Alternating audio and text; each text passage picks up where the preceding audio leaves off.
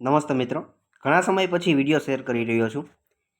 જે પણ long term ઇન્વેસ્ટરો મિત્રો છે એના હાલના પોર્ટફોલિયો સારા એવા ગ્રો કરી રહ્યા કે સારો એવો ગેઇન થઈ રહ્યો હશે, કે જેની અંદર અલગ અલગ સેક્ટરમાં ખાસ કરીને મોટાભાગે કે ડિફેન્સે પહેલે ફર્સ્ટ રેલી બાદ સેકન્ડ નંબરે જુઓ તો રેલવે અને થર્ડ નંબર સેક્ટરની અંદર જુઓ તો PSU સ્ટોક્સ, કે આ તમામ સેક્ટરની અંદર સારી એવી રેલી જોવા મળી. અને સાથે મેટલ સ્ટોક જુઓ, સ્ટીલ સેક્ટર જુઓ, દરેક ક્ષેત્રની અંદર સારો એવો જમ્પ આપણને જોવા મળ્યો છે.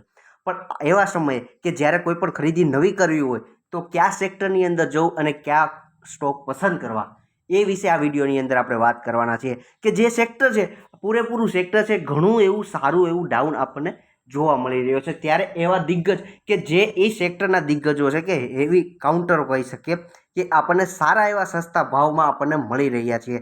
તો આ વિડીયોની અંદર આ વિશે ડિટેલ્સની અંદર વાત કરીશું. તો ફર્સ્ટ ટાઈમ વિઝિટ કરો છો ચેનલને તો ચેનલ સબસ્ક્રાઈબ કરજો અને સાથે બેલ આઇકન હિટ કરજો. તો તમામ મિત્રોનો સ્ટોક ઓફ ગુજરાતી લાયન્સ ચેનલમાં સ્વાગત છે.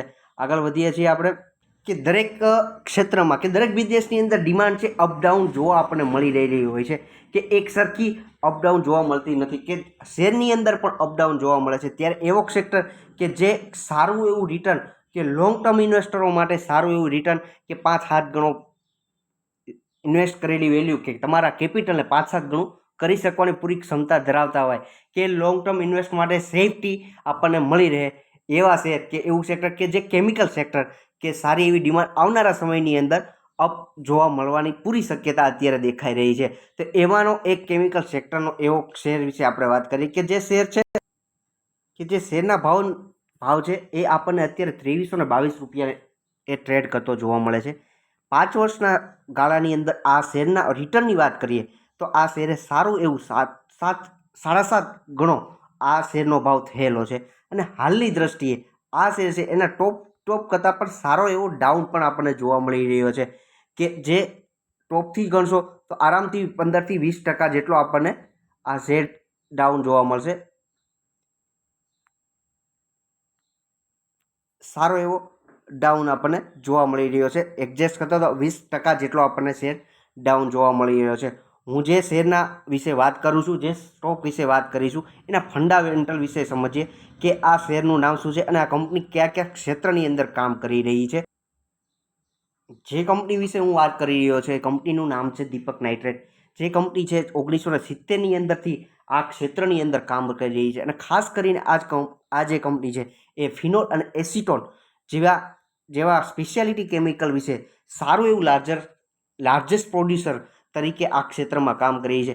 અને કંપનીના ફંડામેન્ટલ એટલે કે બેલેન્સ શીટ અને એની વિશે વાત કરીએ તો ખાસ કરીને બેલેન્સ શીટની અંદર આ જે કંપનીની પાસે સારું એવું હાલની દ્રષ્ટિએ કે સપ્ટેમ્બર 2023ના ડેટા મુજબ આપણને એની પાસે 4315 કરોડનું અત્યારે રિઝર્વ જોવા મળે છે. અને ખાસ એના કંપનીના પ્રોફિટ અને લોસ વિશે વાત કરો તો કંપની સારો એવો હાલની દ્રષ્ટિએ 2023ના યરલી પેટર્ન મુજબ વાત કરીએ તો સારો એવો પ્રોફિટ પણ જોવા મળી રહ્યો છે, કે જેની અંદર 852 કરોડનો પ્રોફિટ યરલી પેટર્નમાં જોવા મળે છે. અને ખાસ આગળ જુઓ તો ઇન્વેસ્ટરો, ખાસા એવા ઇન્વેસ્ટરો આ બધી કંપનીની અંદર રસ ધરાવે છે, કે સારું એવું હોલ્ડિંગ આ બી કંપનીની અંદર જોવા મળે છે. હોલ્ડિંગનો અર્થ એ કે ખાસ કરીને પ્રમોટરો, FIS DISની હોલ્ડિંગ, કે જેની અંદર એમનો સારો એવો ભાગ આ કંપનીની અંદર શેરની અંદર હોવો ખાસ જરૂરી છે. કે સારી એવી ઇન્ક્રીઝ થયેલો ભાગ, કે આપણને 10-12% લઈને હાલની દ્રષ્ટિએ 19.27%નું ઇન્વેસ્ટરોમાં ડોમેસ્ટિક ઇન્વેસ્ટરો અને ફોરેનરનું ઇન્વેસ્ટમેન્ટ જોવા મળી રહ્યું છે.